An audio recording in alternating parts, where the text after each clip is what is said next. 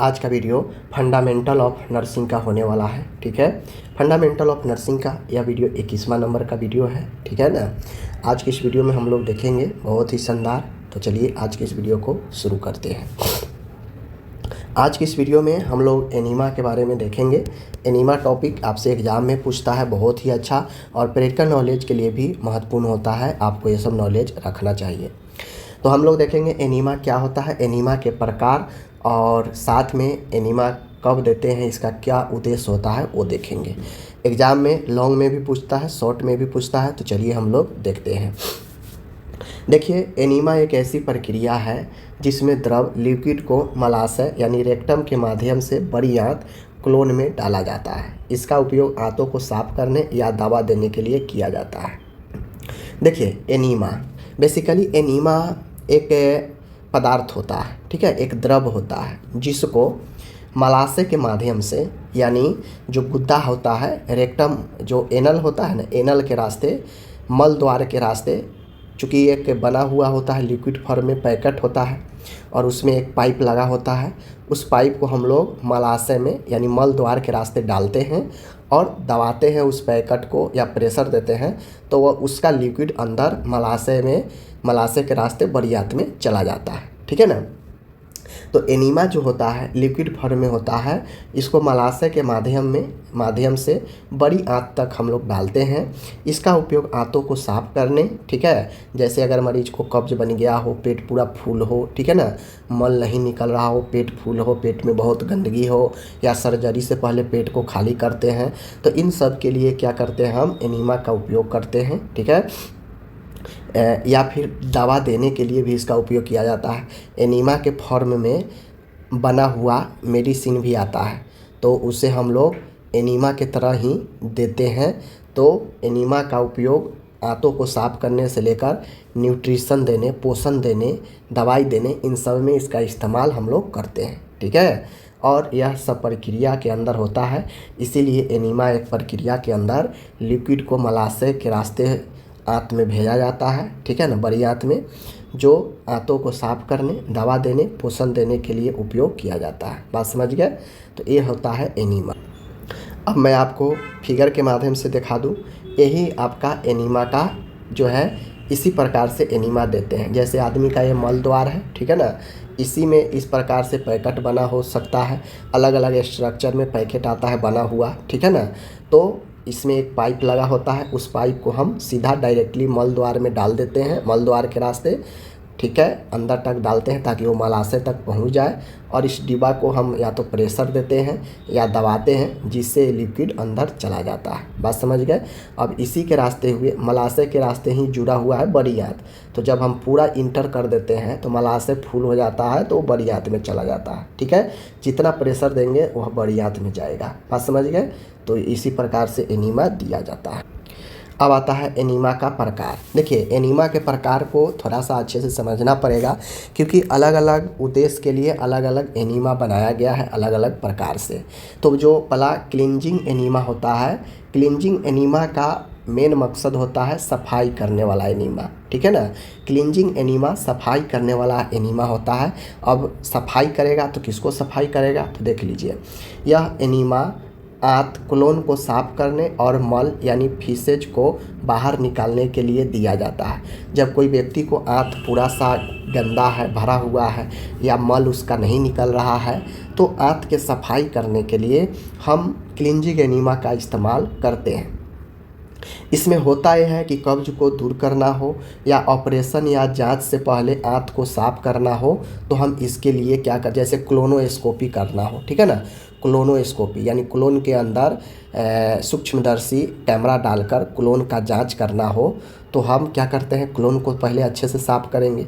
तो साफ़ करने के लिए हम इसी क्लींजिंग एनीमा का इस्तेमाल करते हैं। ठीक है, या फिर कब्ज को दूर करना हो, तो कब्ज के दूर करने में भी क्या होता है, मलाशय को साफ़ करते हैं, ठीक है ना, या फिर आंत को साफ़ करते हैं, क्योंकि मल कभी कभी इतना कब्ज बन जाता है कि आंत में चिपक जाता है। ठीक है, तो आंत के सफाई करने से लेकर कब्ज को दूर करने तक क्लींजिंग एनीमा का इस्तेमाल किया जाता है। क्लींजिंग मतलब क्लीन करना, साफ करना। ठीक है, अब ये जो क्लींजिंग एनीमा देखे हैं, इसका अलग अलग प्रकार है, अलग अलग प्रकार के एनीमा बना हुआ मार्केट में आता है, जैसे लैक्जेटिव एनीमा। तो जो लैक्जेटिव एनीमा होता है वह क्या करता है, तो लैक्जेटिव का काम है यह हल्का प्रभाव डालता है, मल को धीरे धीरे बाहर निकालता है। यानी लैक्जेटिव अगर एनीमा मरीज को अगर देंगे कब्ज के लिए या फिर आंतों को सफाई करने के लिए, तो यह धीरे धीरे प्रभाव दिखाता है। ठीक है, इसका प्रभाव मिल्ड कॉन्स्टिपेशन में, ठीक है ना, यानी मध्यम कब्ज में काम करता है लैक्जेटिव वाला।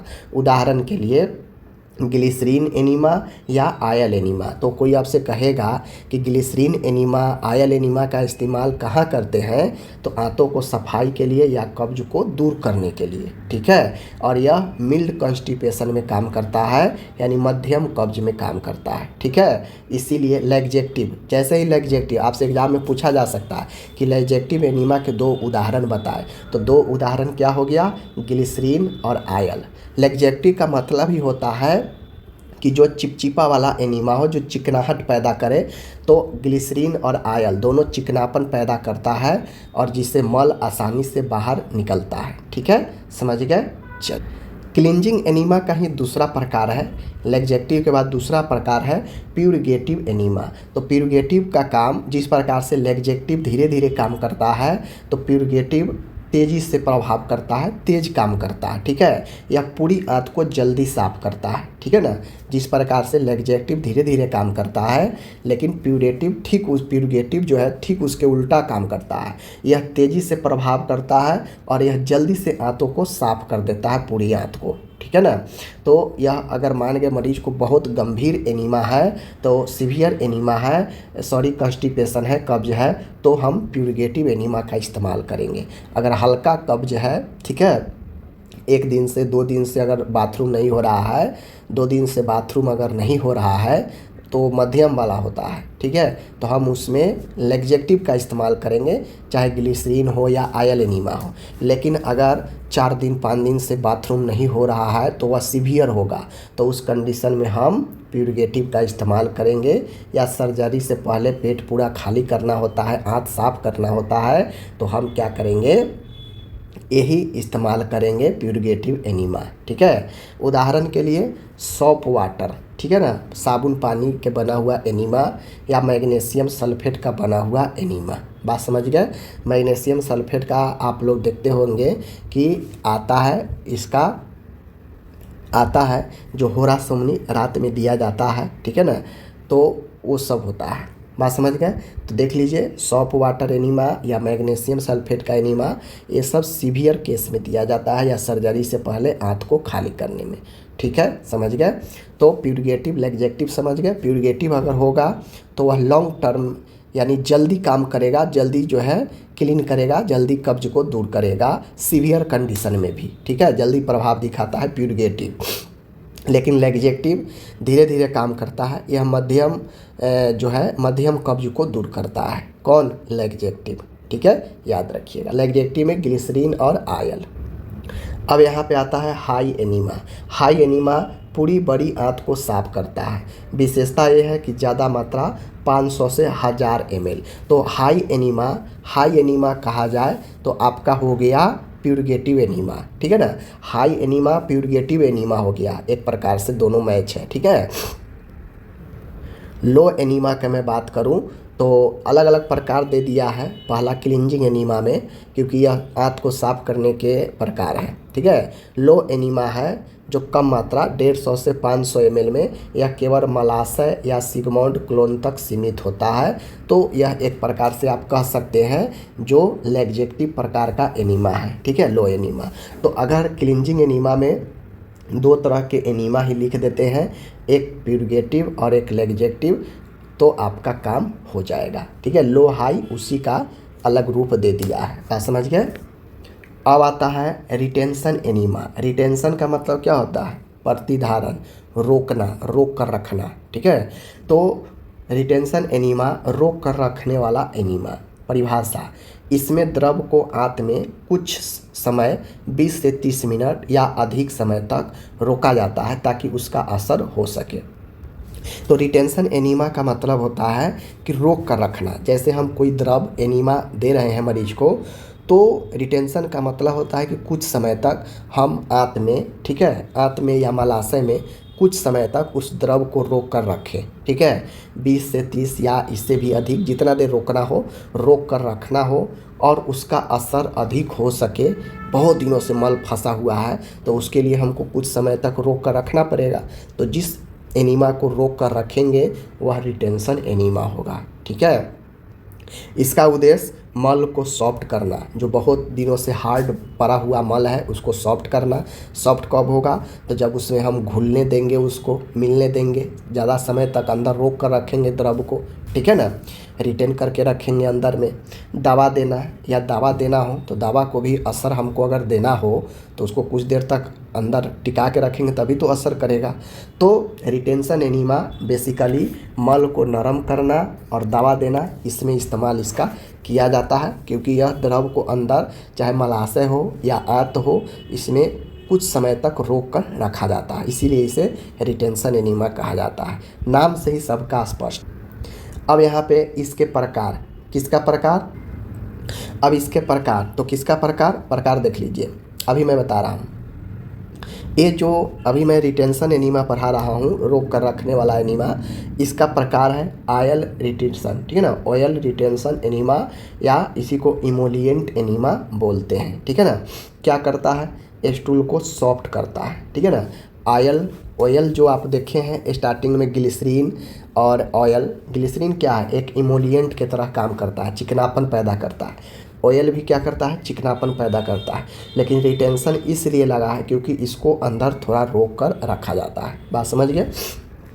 बाकी ऑयल जो ऊपर में था वो भी यहाँ भी है, इमोलिएंट वही ग्लिसरीन होता है। ठीक है, तो क्या करता है? स्टूल को सॉफ्ट करता है। तो ग्लिसरीन ऑयल का क्या काम है? सॉफ्ट ही करना। उपयोग जैसे क्रॉनिक कॉन्स्टिपेशन, बहुत दिनों से कब्ज बन रहा है तो उसमें हम इस रिटेंशन एनीमा में ऑयल या इमोलिएंट जिसे ग्लिसरीन बोलते हैं उसका इस्तेमाल करते हैं और रोक कर अंदर रखते हैं। उदाहरण ऑलिव ऑयल। ठीक है ना, ऑलिव ऑयल, तो ऑलिव ऑयल, ठीक है ना, इसको हम लोग क्या करते हैं? अंदर कुछ देर तक रोक कर रखते हैं जिससे मल को सॉफ्ट करता है और फिर मल बाहर निकलता है। तो ये आपका हो गया क्या चीज़? ऑयल रिटेंशन या इमोलिएंट एनीमा। बात समझ? और अभी आप उद्देश्य में देखे हैं कि भाई कब्ज को दूर करना या दवा देने के लिए, तो मेडिकेटेड एनीमा आ गया। क्या करता है? दवाइयाँ आंत के माध्यम से देता है। मेडिकेटेड मतलब दवाई वाला एनीमा है, ऐसा एनीमा जो दवाई हो, दवाई के रूप में हो। ठीक है, उपयोग इन्फेक्शन कंट्रोल करना, इन्फ्लामेशन कंट्रोल करना। मान गए मरीज मुंह के माध्यम से नहीं ले रहा है, ठीक है, मरीज बेहोश है, वो नस के माध्यम से भी रिस्पॉन्स नहीं कर रहा है, तो हम उसको क्या करते हैं? एनीमा के थ्रू, एनीमा वाला मेडिसिन जो इन्फेक्शन कंट्रोल कर सके, इन्फ्लामेशन कंट्रोल कर सके, ऐसे भी एनीमा आता है और वह एनीमा मेडिकेटेड होता है। तो ये एनीमा जब हम देंगे तो देते ही इसको निकाल नहीं ना लेंगे, तो देने के बाद मेडिसिन अंदर रहता है, ठीक है ना, ताकि असर कर सके। तो इसीलिए इसे रिटेंशन में रखा जाता है मेडिकेटेड एनीमा को। बात समझ गए? इसी में एक और प्रकार है न्यूट्रेटिव एनीमा। न्यूट्रिव एनीमा, तो न्यूट्रिव एनीमा जो है, न्यूट्रिटिव एनीमा जिसे पोषण एनीमा कहते हैं, ये पोषण एनीमा जो है क्या करता है? शरीर को पोषण देता है। बात समझ गए? अब एनीमा के फॉर्म में जिस प्रकार से लिक्विड फॉर्म में जूस हम लोग लेते हैं, लिक्विड फॉर्म में लस्सी लेते हैं और ठोस में भी भोजन बना हुआ होता है, उसी प्रकार से हमें शरीर को पोषण देना है। मरीज का नस बहुत ख़राब हो चुका है, दे देकर मुंह से नहीं ले रहा है, तो हम इस रास्ते से हम मरीज को पोषण भी देते हैं। किसी प्रकार से ज़िंदा रखना है, मरीज को ताकत देना है, तो हम एनीमा के द्वारा भी हम पोषण देते हैं, जो एनीमा के फॉर्म में बना हुआ आता है, ठीक है, शरीर को पोषण देता है। बात समझ गए? और ये भी पोषण है, तो ऐसा तो है नहीं कि देंगे और निकाल लेंगे, तो इसीलिए इसे रिटेंशन एनीमा बोलते हैं, ठीक है, क्योंकि बॉडी में जाने के बाद बॉडी में रुकता है। बात समझ गए? नोट, आजकल बहुत कम यूज होता है न्यूट्रेटिव एनीमा, इसलिए यूज कम होता है क्योंकि अब ज़्यादातर लोग आईवी से ही बहुत सारे फ्लूइड चला रहे हैं। अब आ गया कार्मिनेटिव एनीमा, ठीक है, पहला हम लोग क्या पढ़े हैं? क्लींजिंग एनीमा, दूसरा पढ़े हैं रिटेंशन एनीमा, तीसरा पढ़ रहे हैं कार्मिनेटिव एनीमा।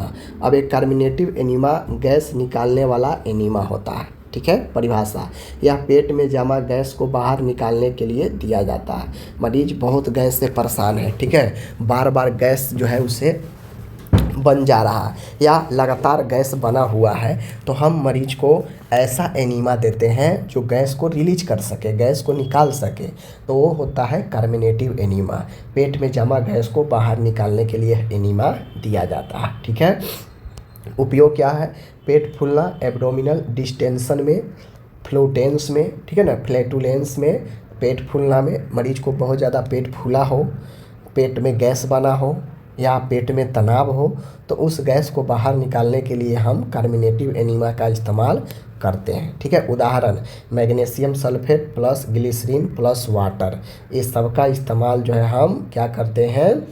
कार्मिनेटिव एनीमा के रूप में करते हैं, जिसमें magnesium sulphate plus glycerin plus water होता है। बात समझिए। चौथा है एस्ट्रिंजेंट एनीमा। एस्ट्रिंजेंट एनीमा, जिसे संकुचन एनीमा कहते हैं।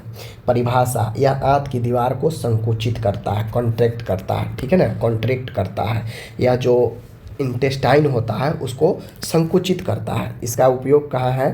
तो डायरिया में, इंटेस्टाइनल इन्फ्लामेशन में। डायरिया में होता क्या है कि आंत का मूवमेंट बढ़ जाता है, आंत बहुत ज़्यादा मूवमेंट करता है, इसलिए जल्दी जल्दी व्यक्ति को दस्त होता है, मल होता है, ठीक है। तो संकुचित करने से मल जो आंत के जो दीवार है उसको मूवमेंट कम होता है, और जब मूवमेंट कम होता है तो मल कम होता है, ठीक है। तो जब एस्ट्रिजेंट एनीमा का इस्तेमाल संकुचन एनीमा के रूप में करते हैं, ताकि यह आंत की दीवार को संकुचित करता है, कॉन्ट्रिक्ट करता है, जिससे बार बार हो रहे दस्त और आंत से संबंधित इन्फ्लामेशन को क्या करता है? कम करता है, ठीक है। इन्फ्लामेशन क्या होता है?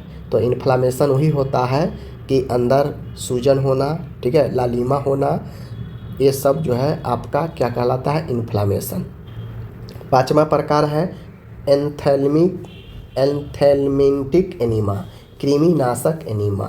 एंथेलमिंटिक एनीमा कृमिनाशक एनीमा होता है। परिभाषा, यह आंतों को कीड़ों को नष्ट करने के लिए दिया जाता है। अच्छा, अभी तक जो भी आप एनीमा के प्रकार देखे हैं, सब के नाम से ही उसके परिभाषा छिपे हुए हैं। जैसे एंथेलमेंटिक एनीमा, तो आप एंथेलमिक एजेंट का उपयोग कहाँ करते हैं? कृमिनाशक के लिए। कृमिनाशक उपयोग होता है ये एजेंट, ठीक है, जो पेट के अंदर कृमि को, कीड़ा को नष्ट करता है। तो एंथेलमेंटिक एनीमा है, मतलब यह एनीमा कृमि को नाश करेगा, ठीक है। यह आंतों के कीड़ों को नष्ट करने के लिए दिया जाता है। विशेष बात इसका क्या है?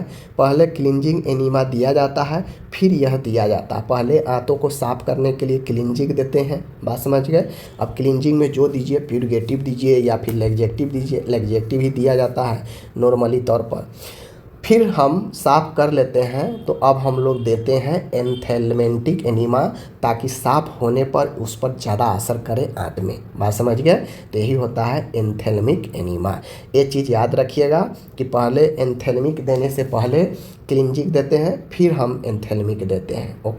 छठा है my dear diagnostic enema. Diagnostic enema का मतलब होता है जांच के लिए। अब आप लोग देखते होइएगा, यह रोग के पहचान के लिए दिया जाने वाला एनीमा होता है। जैसे बेरियम एनीमा एक्सरे में दिया जाता है। एक्सरे से पहले मरीज को बेरियम का लिक्विड आता है, जिसको एनीमा के थ्रू दे दिया जाता है, और वह अंदर जाकर आंत के से लेकर मल तक एकदम क्लीन करता है, जिससे इमेज जो है अच्छा क्लियर आता है, ठीक है। तो डायग्नोस्टिक एनीमा जांच के लिए, डायग्नोसिस के लिए में उपयोग होने वाला एनीमा होता है, बात समझ गए। तो 6 टाइप्स में आपको पढ़ा दिया, चाहे क्लिंजिंग हो, बात समझ गए। क्लिंजिंग में 2 प्रकार था, चाहे आपका एंथेमिक हो। देखिए, अब ये आप डर जाते हैं कि 1 से 6 तक मैं जो सीरियल पढ़ाया हूँ वही सीरियल आपको भी याद रखना है। नहीं, ऐसा नहीं होता। आपको जैसे याद रहे, छठा को 1 पर लिख दीजिए, या 1 को छठा पर लिख दीजिए, 2 को चौथा पर लिख दीजिए, चौथा को 2 पर लिख दीजिए, कोई दिक्कत नहीं है। 6 टाइप्स में आपको पढ़ाया हूँ, वो टाइप्स याद होना चाहिए, बात समझ गए। चलिए, अब हम लोग पढ़ते हैं भाई, एनीमा देते हैं तो एनीमा देने के पीछे क्या उद्देश्य होता है। तो अभी तक आप जो पढ़े हैं उपयोग, उदाहरण, उससे आप लोग को उद्देश्य भी समझ में आ गया होगा। जैसे कब्ज दूर करना, रिलीव कॉन्स्टिपेशन, सबसे मेन मकसद एनीमा का कब्ज को दूर करना ही होता है। दूसरा मकसद होता है भाई आंतों को सफाई करना। आंत के सफाई कब करते हैं? सर्जरी या कोलोनोस्कोपी से पहले, ठीक है ना। कोलोन का जांच करने के लिए, आंत के जांच करने के लिए या सर्जरी से पहले आंतों की सफाई की जाती है। दवा देना, मेडिकेशन एडमिनिस्ट्रेशन, बात समझ गए। मेडिकेशन एडमिनिस्ट्रेशन, दवा देने में इसका इस्तेमाल किया जाता है। गैस निकालना, रिलीव फ्लैटुलेंस, पढ़ा है ना कार्मिनेटिव एनीमा में, रिलीव फ्लैटुलेंस। मल को नरम करना, सॉफ्टनेस ऑफ फीसेज। डायग्नोस्टिक प्रक्रिया में सहायता करना, जो बीरियम एनीमा वाला पढ़ाए हैं। शरीर का तापमान कम करना, रेड्यूस फीवर, कुछ विशेष मामलों में यह हो जाएगा मेडिकेटेड एनीमा में, बात समझ गए। तो ये सब एनीमा का न्यूट्रिशन में, पोषण में भी यहाँ पे हम लोग दे सकते हैं कि पोषण में भी हम इसका इस्तेमाल करते हैं, मेडिसिन में भी इस्तेमाल करते हैं। तो ये सभी उद्देश्य हम लोग लिख देंगे। एनीमा का कहाँ कहाँ उपयोग, किस किस पर काम से हम लोग करते हैं, वो सब उद्देश्य में आ जाएगा, ठीक। अब एनीमा देने से पहले कुछ विशेष बातें हैं जिसको आपको ध्यान में रखना चाहिए, ठीक है। एनीमा देने के लिए आपको यही विशेष चीज़ है जो आपको ध्यान में रखना चाहिए, जो आपको ज्ञान देगा कहीं भी काम करने में, प्रैक्टिकल नॉलेज में। जैसे देखिए ऑब्जेक्टिव में पूछेगा, मरीज को लेफ्ट लेटरल, जिसे सिम्स पोजीशन बोलते हैं, उसमें लिटाना चाहिए एनीमा देने के लिए, ठीक है। कोई भी आप एनीमा दे रहे हैं, मरीज को बाएं करवट लेटा दे, बाएं करवट लेटा कर देना चाहिए। लेफ्ट लेटरल बाएं करवट सिम्स पोजीशन में लेटाए मरीज को, ठीक है। द्रव का तापमान लगभग 37 डिग्री सेंटीग्रेड बॉडी टेम्परेचर का होना चाहिए, बात समझ गए ना। जो ब्लड, जो लिक्विड आप दे रहे हैं मरीज को, वो तो पैकिंग आता है बाहर से, मेडिकल स्टोर से भी खरीदते हैं, या हो सकता है सॉप वाटर का बना रहे हैं तो खुद से भी बना रहे हैं। तो द्रव का तापमान बॉडी के टेम्परेचर के अनुसार ही होना चाहिए। नोजल को धीरे धीरे डालें ताकि चोट से बचे। अब जो नोजल होता है, टिप होता है ऊपर का, जो जैसे ये पैकेट है, ठीक है, ये पैकेट है एनीमा का, पैक किया हुआ है, इस पर एक टिप लगा होता है, बात समझिए। इस पर एक टिप नोजल लगा होता है जिसको हम लोग खोलकर धीरे धीरे इंसर्ट करते हैं मल द्वार के रास्ते से। नहीं, अगर धीरे धीरे डायरेक्टली अगर अंदर पर जोर से अगर दे देंगे तो उसे इंजरी होगा मल द्वार पर, ठीक है। मरीज की प्राइवेसी और कंफर्ट का ध्यान रखें, क्योंकि अगर मरीज कॉन्शियस होगा, अगर मरीज सब चीज़ समझ रहा होगा, देख रहा होगा, तो हो सकता है आप उसके प्राइवेसी का ध्यान नहीं रखेंगे तो मरीज ना लगवाए। तो इसलिए चारों साइड से जो कर्टेन आता है, पर्दा, उसको लगा दें। प्रक्रिया के दौरान मरीज की स्थिति, पेन, डिस्कम्फर्ट पर नज़र रखें।